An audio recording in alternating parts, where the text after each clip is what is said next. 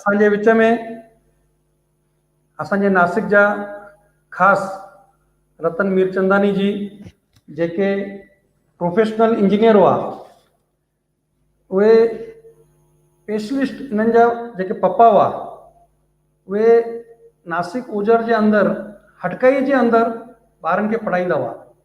हटकई हिकु अहिड़ी भाषा आहे, उहा भाषा जल्दी कंहिंखे सम्झण न ईंदी आहे। असांजा जंहिं महिल वॾा सिंध मां हिते आया त हिते अचण खां पोइ उन्हनि सां गॾु इहा भाषा बि हिते आई, पर कुझु सालनि खां पोइ इहा भाषा अॻिते न वधी सघी। पर असांजे दादा रतनचंद क्रोडीमल मूलचंदानी उन भाषा जो बचाव करे उनखे सुठी तरह नई रीत जे अंदरि लिखी करे एकदमि रेडी कई अथनि। हाणे उहो बुक छपण वियो आहे। त इहा जेकी भाषा आहे इहा हिकु टाइप जी गुप्त भाषा आहे। इहा भाषा जे असांजा जेके पहिरियों यूज़ कंदा हुआ असांजा वॾा, असांजा वॾेरा, पंहिंजे धंधे जे हिसाब किताब कंहिंखे घणो ॾिनो, कंहिंसां घणो वठिणो आहे, या कहिड़ी शइ कहिड़े अघ में वधी आहे ऐं कहिड़ी शइ कहिड़े अघ में ॾिनी आहे, त इहा हिकु गुप्त भाषा हुई जेकी हाणे इहा गुम थी वई आहे। पर असांजे दादा अञा हुनखे संभाली आहे।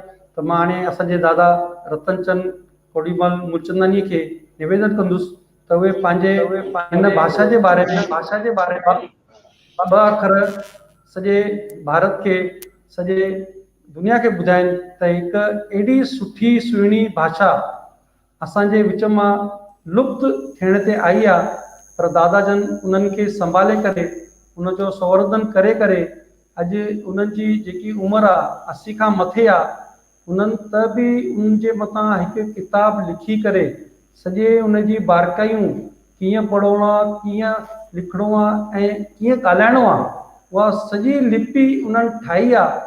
ऐं जल्दी उन्हनि जी इहा लिपि NCPCL जे कंहिं त बि कार्यक्रम में रिलीज़ थींदी ऐं मां सॼे भारत, सॼे दुनिया जे सभिनि सिंधियुनि खे चवंदुसि त उहो किताब ख़रीदी करे उन किताब जे अंदरि जेकी असांजी लुप्त थियण ते आई भाषा आहे उन भाषा खे तव्हां पढ़ो।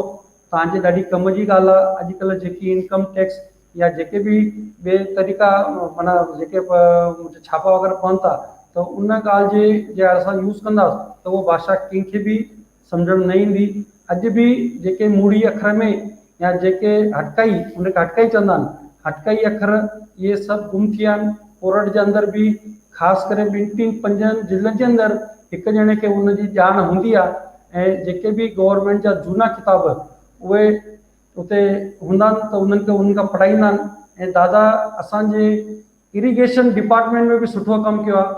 उन्हनि जे नाले सां इरिगेशन डिपार्टमेंट जे अंदरि अपर गोदावरी प्रकल्प, कोकन में विविध सिंचाई प्रकल्प जो सर्वेक्षण कयो अथनि। ऐं सभिनि खां वॾी ॻाल्हि जेकी उन्हनि सरदार सरोवर, जेको उहो सरदार सरोवर अॼु पूरो थियो आहे, उनजो कैनल, उन जूं नहरियूं, उन्हनि जो सर्वेक्षण माना उनजो सर्वे करे उनजी टिप्पणी चवंदा आहिनि उनखे। जंहिं महिल काई बि ज़मीन जो मौजदी थींदी आहे त उनखे टिप्पणी चवंदा आहिनि।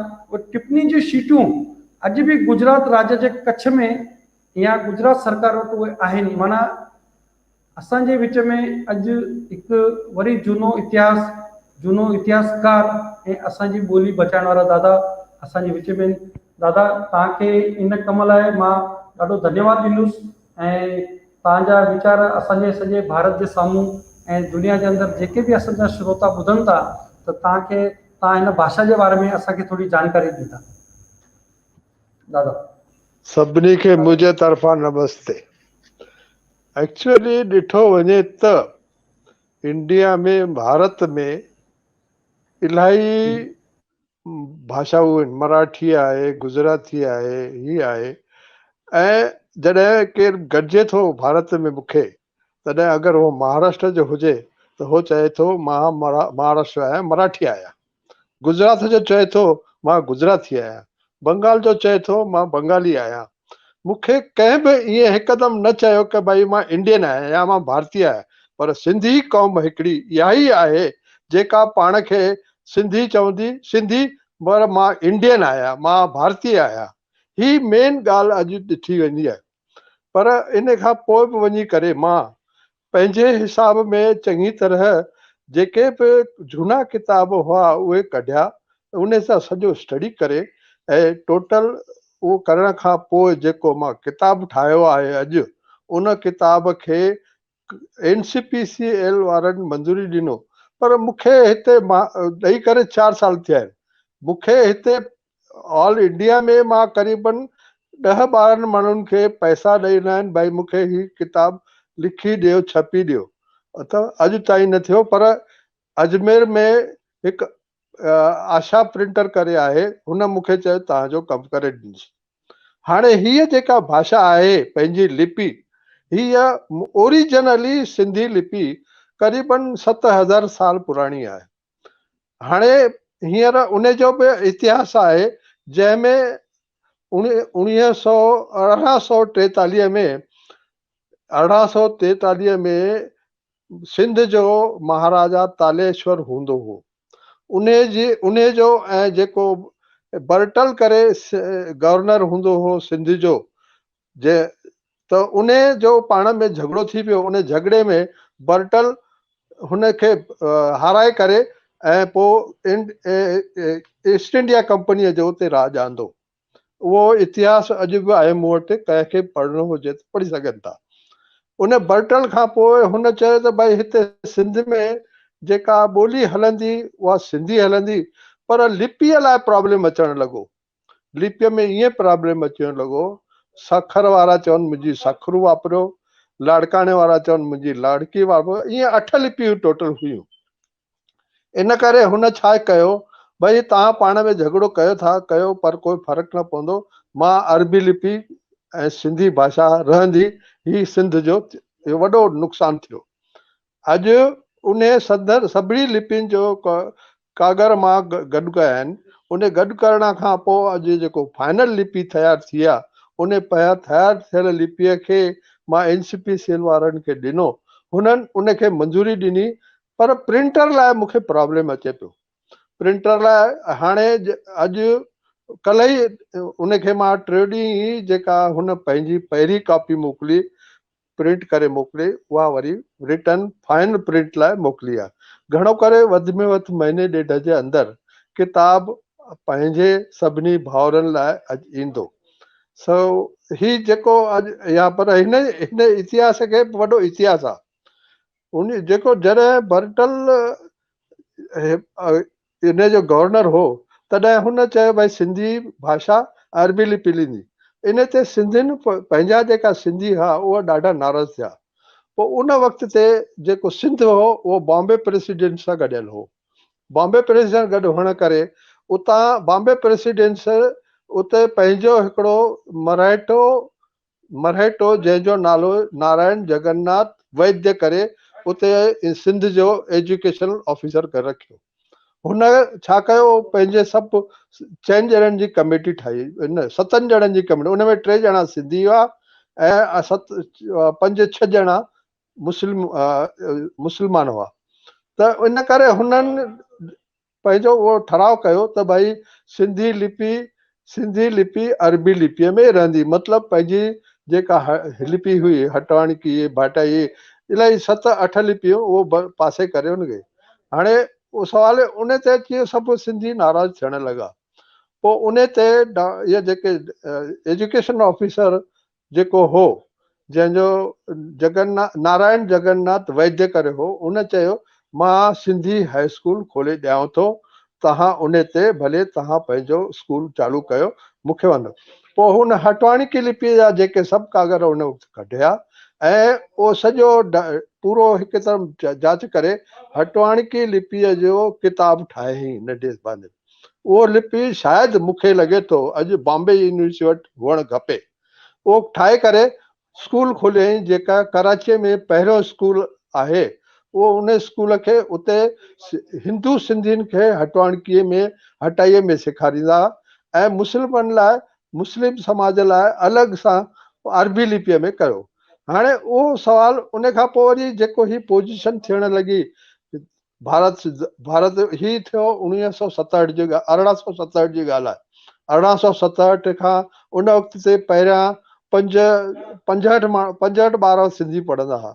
अॻिते छा थियो, हर को पंहिंजे घर में पंहिंजनि ॿारनि खे पंहिंजी लिपि पढ़णु लॻो। इन करे थोरो अॻिते वधियो, पर उन खां पोइ जॾहिं हिंद पाकिस्तान हिंद पाकिस्तान सिंध सॼो पाकिस्तान में वियो हलियो ऐं पंहिंजा जेके सिंधी भाउर हुआ लॾ बटाण करे पंहिंजो देश छॾे करे भारत में आया। मुंहिंजा जेके फादर हुआ ऐं ॿिए बि चङा जेका पंहिंजा बुज़ुर्ग मुंहिंजे मूंखां वॾा, उहे हिते अची करे हटवाणकी लिपीअ में लिखंदा हुआ।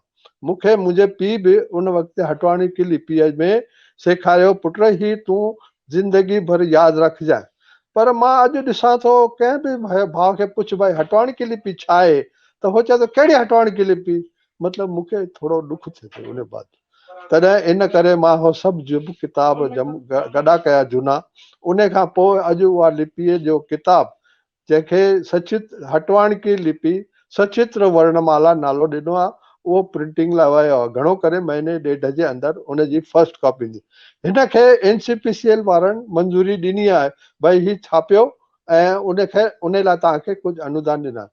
मूंखे एतिरी ख़ुशी आहे, चङनि पंहिंजनि सिंधी भाउरनि बि उन लाइ भई असां हेतिरी कॉपी वठंदासीं, असां हेतिरी कॉपी वठंदासीं, इन लाइ बि उन लाइ मूंखे चङा पैसा ॾिना जेके उन किताब में मां अॼु वापरायां थो।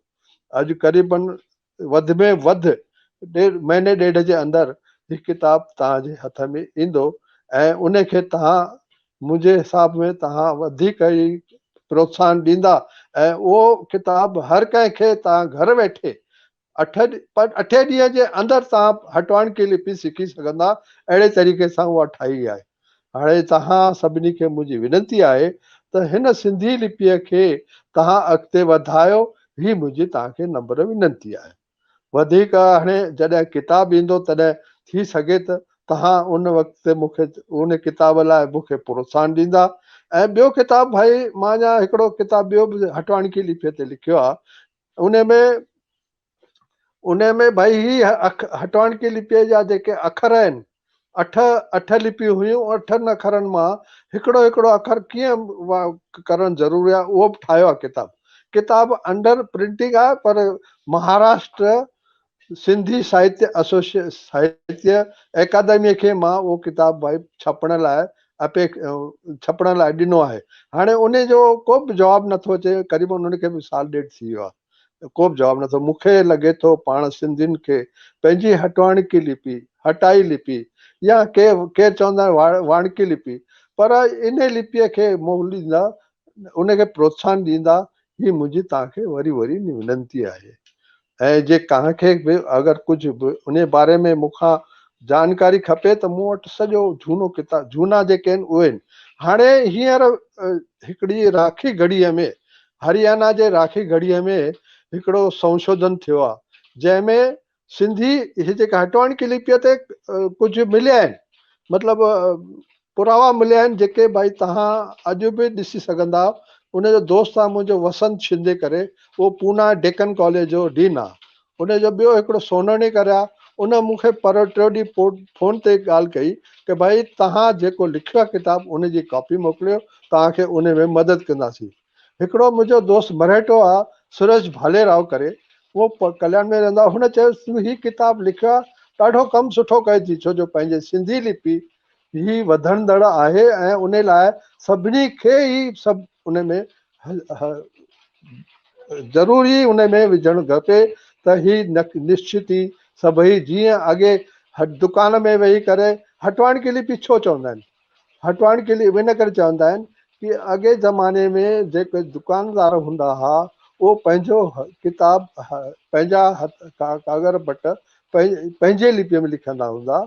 इन करे हटवाणकी हट में वापराइण वारी लिपि हटवाणकी। हाणे सवाल इहो हटवाणकी लिपि में बि 8-10 लिपि जेके आहिनि उन में तव्हांजी निमोणकी, तंहिंखां ख़ुदाबादी, साखरू, लाड़का, लोहाणा ही महाराजा हूंदो कश्मीर जो जेको सिंधी हूंदो। ये टोटल 8 लिपियूं आहिनि। उनखे उनजे डिटेल सभु मूं वटि अॼु आहे। अगरि कंहिंखे ॾिसणो हुजे त उनखे मां ज़रूरु ॾेखारींदुसि। मुंहिंजी तव्हांखे सभिनी खे विनती आहे भई ही किताब अचण खां पोइ तव्हांखे पंहिंजी ओरिजिनल लिपि जंहिंजी पंहिंजी लिपि आहे इहो तव्हांखे हिन में ख़बर पवंदी। अॼु त ॿारनि खां पुछो भई तोखे हटवाणी की लिपि ख़बर थी आहे, तो कहिड़ी हटवाणी की लिपि, त उहो घटि में घटि अॼु तव्हां पंहिंजा जेके आहे उहे सभिनी हर कंहिंखे ॿुधाए सघंदा कि हटवाणी की लिपि ही पंहिंजी मूल लिपि आहे जेका 7,000 सालनि खां वधीक झूनी आहे। अॼु उहो न हुअण करे जेको बि उथे थो पंहिंजे इंग्लिश में या हिन में लिखे थो, मां क़रीबन उन लाइ 3-4 ॼणनि खे ऑलरेडी भई हीअ लिपि असां तव्हांखे तयारु करे ॾियो, उन लाइ पेमेंट्स बि कया आहिनि, पर उहो करण लाइ तयारु कान आहिनि के उन्हनि खे ई चई करे कि मां ॾाढो मुश्किल में अची पियो आहियां। पर जेको पंहिंजे सिंधी भाउरनि मूंखे मदद कई आहे उन लाइ मां ॾाढो शुक्रगुज़ार आहियां। ऐं तंहिंखे बि अगरि हिन बारे में कुझु डिटेल खपे त भले मूंसे फ़ोन करे, मुंहिंजो फ़ोन नंबर रतन चालावर 8 ऐं खपेव त पोइ तव्हांखे बि ॾींदुसि। उन खां ख़ाली किताब अचण जी देरि रही आहे, बसि महीने ॾेढ में किताब ईंदो। जय हिंद, जय महाराष्ट्र। दादा तव्हां जेको कमु कयो आहे उहो हिकु मील जो पथर आहे ऐं जेसिताईं के बि पथर खे तकलीफ़ूं न थींदियूं तेसिताईं उहो पथर कॾहिं हीरो न थींदो आहे। तव्हां पंहिंजे पाण खे निराश न कयो, निराश न सम्झो। जेके बि वॾा वॾा कम थिया आहिनि उन्हनि खे तकलीफ़ूं थियूं, जीअं रामायण वाल्मीक लिखी, पर वाल्मीक पहिरियों छा हो, पोइ वाल्मीक छा थियो, अॼु अलाए घणा हज़ार साल थी विया आहिनि, पर रामायण उहा वाल्मीक जी पढ़ी वेंदी आहे। त हटकाई इहा रतन दादाजी पढ़ी वेंदी। मां तव्हांखे इहो इंश्योरेंस थो ॾियां, लेट पंहिंजे मराठी में आहे लेट पंथेट, इहा 100% ॻाल्हि थियणी आहे असांजे समाज में। मां तव्हांखे हिकु गवाही थो ॾियां, मां ख़ुदि हिन तव्हांजे किताब जो मुहिम पंहिंजे हथ में खणंदुसि ऐं सॼे भारत जे अंदरि हिन किताब खे खणी वेंदुसि ऐं हिन किताब जी महिमा ऐं हिन किताब जी जेकी ख़ासि गुप्त भाषा आहे उहा उन गुप्त भाषा जी सभिनि खे परिचय करे ॾींदुसि।